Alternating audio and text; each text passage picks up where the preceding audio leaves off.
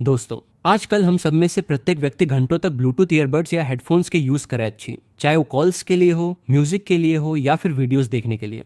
लेकिन एक सवाल जे अक्सर लोगन के मन में उठे अच्छी कि इन ईयरबड्स से निकलने वाली रेडिएशन हमारा दिमाग या कान के नुकसान पहुंचे अच्छी। कुछ लोग कहे अच्छी कि ब्लूटूथ डिवाइसेस ब्रेन के बिल्कुल पास रहे अच्छी, इसलिए ई डेंजरस हो सके अच्छी। तो आज के वीडियो में हम ई सवाल के पीछे के एक्चुअल साइंस के सिंपल लैंग्वेज में समझाइब। सबसे पहले ई समझना जरूरी छी कि रेडिएशन दो टाइप के होइत छी। एक होइत छी आयोनाइजिंग रेडिएशन, जैसे एक्स रेज या गामा रेज। ई रेडिएशन इतना पावरफुल होइत छी कि ई सेल्स और डीएनए के डैमेज कर सके अच्छी। और दूसर होइत छी नॉन आयोनाइजिंग रेडिएशन, जे हमरा ब्लूटूथ ईयरबड्स, वाईफाई राउटर्स और स्मार्टफोन से निकले अच्छी। ई रेडिएशन की एनर्जी काफी कम होइत छी और ई नॉर्मली सिर्फ सिग्नल्स ट्रांसमिट करे के लिए यूज होइत छी। Bluetooth devices actually low power radio waves के यूज करे छी। इनकर पावर इतना कम होइत छी कि अक्सर ई 1 मिलीवॉट से भी कम एनर्जी पर काम करे छी। कंपेयर करी तो वाईफाई राउटर्स इससे ज्यादा पावर यूज करे छी, स्मार्टफोन्स और भी ज्यादा रेडिएशन एमिट करे छी, और मोबाइल टावर्स तो इससे कई गुना पावरफुल होइत छी।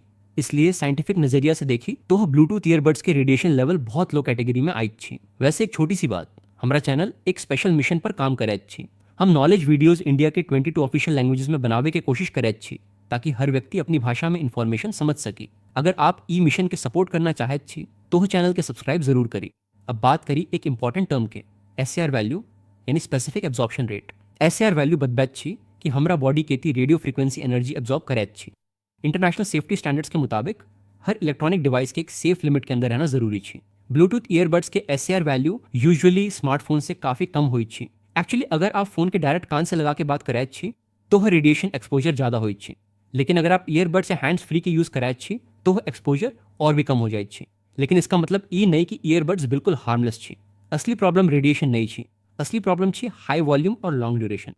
जब हम बहुत तेज आवाज में म्यूजिक सुने छी तो हमरा कान के अंदर छोटा छोटा सेंसरी सेल्स होइत छी, जे के हेयर सेल्स कहल जाइत छी।